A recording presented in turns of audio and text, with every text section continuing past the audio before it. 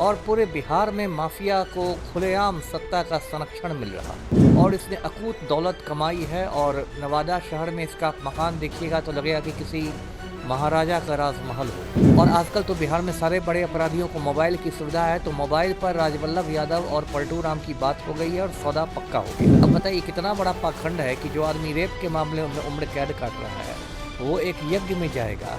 यज्ञ के आयोजकों को भी शर्म आनी चाहिए। और ये वही मुख्यमंत्री हैं जो कहते हैं कि हम ना किसी को फंसाते हैं, हम ना किसी को बचाते हैं। जी बिल्कुल, एक आम कैदी यदि पैरोल के लिए अप्लाई करेगा तो उसकी फाइल महीनों सालों तक घूमती रह जाएगी, चक्कर काटती रह जाएगी, इसको पैरोल नहीं मिलेगा। तो ये क्या मजाक हो रहा है? इन लोगों ने कानून का मजाक बना दिया है। और बिहार में बेटियां कैसे सुरक्षित रहेगी? नमस्कार, मैं वैष्णवी, आप देख रहे हैं देशवा न्यूज। नाबालिग से दुष्कर्म की सजा काट रहे, आजीवन कारावास काट रहे राजवल्लभ को 15 दिन की पैरोल दे दी गई है। और ऐसे में अनंत सिंह के बाद अब राजवल्लभ को भी पैरोल दे दी गई है और ये बहुत बड़ी बात है। और ऐसे में वो बाहर आने वाले हैं कुछ समय के लिए, शायद उनको चेकअप वगैरह के लिए उनको इजाज़त दी गई है। और इस मुद्दे पर बातचीत करने के लिए हमारे साथ पूर्व आईपीएस अमिताभ दास जी मौजूद हैं, जिनसे हमको सवाल करेंगे। सर, सबसे पहले तो स्वागत है आपका हमारे चैनल में।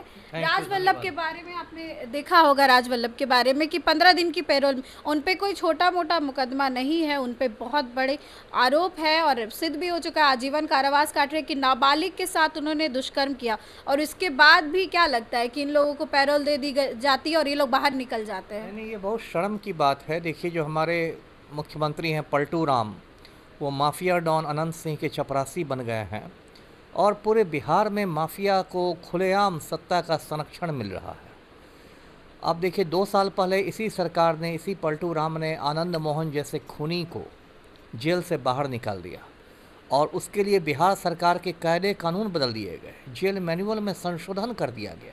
आनंद मोहन ने भी इतना बड़ा कांड किया था, गोपालगंज के जिलाधिकारी का खून कर दिया था, डीएम का खून कर दिया था, कृष्णैया साहब को। सुप्रीम कोर्ट ने उसको उम्र कैद दे दी थी, लेकिन पलटू राम ने राजपूत वोट बैंक में सेंधमारी करने के लिए आनंद मोहन को जेल से छोड़ दिया। अब ये राजवल्लभ यादव का मामला आ रहा है। मैं बताऊं दर्शकों को पूरा मामला। राजवल्लभ यादव जो है ये नवादा का रहने वाला है, विधायक रह चुका है, बिहार सरकार में मंत्री रह चुका है और ये बहुत मतलब आप कह सकती हैं कुख्यात अपराधी है। और ये पत्थर माफिया भी रह चुका है और बालू माफिया भी रह चुका है। यानी मतलब पत्थरों का और बालू दोनों का ये अवैध कारोबार करता था और इसने अकूत दौलत कमाई है। और नवादा शहर में इसका मकान देखिएगा तो लगेगा कि किसी महाराजा का राजमहल हो, इतना शानदार और इतना बड़ा इसका मकान है। और देखिए, ये घटना है 6 फरवरी 2016 की। वहाँ पर बिहार शरीफ में एक लड़की रहती थी 15 साल की, वो एक किराए का कमरा लेके पढ़ाई लिखाई करती थी। उसको सुलेखा देवी नाम की एक महिला ने आके कहा कि एक बर्थडे पार्टी में चलना है और वो लड़की राजी हो गई और बर्थडे पार्टी की जगह उसको राजवल्लभ यादव के पास पहुंचा दिया गया। राजवल्लभ ने उस लड़की के साथ रेप किया। उसके बाद उस लड़की को वापस पहुंचाया गया घर पर और उसको 30,000 रुपये दिए गए अपना मुंह बंद रखने के लिए। लेकिन लड़की ने 9 फरवरी को जाके एफआईआर कर दिया थाने में। उस समय भी पलटू राम ही मुख्यमंत्री थे। कोशिश की गई मामले को दबाने की, लेकिन मामला दबा नहीं। और वो लड़की को जब पुलिस ने राजवल्लभ यादव की तस्वीर दिखाई तो वो पहचान गई राजवल्लभ को। उसके बाद मामले में सुनवाई हुई और फिर उम्र कैद की सज़ा मिली, आजीवन कारावास, क्योंकि उसमें पोक्सो लगा हुआ था, जो कि एक बहुत कड़ा कानून होता है, protection of children from sexual offences, मतलब यौन अपराधों से बच्चों की सुरक्षा। तो इसको उम्र कैद मिल गई, आजीवन कारावास।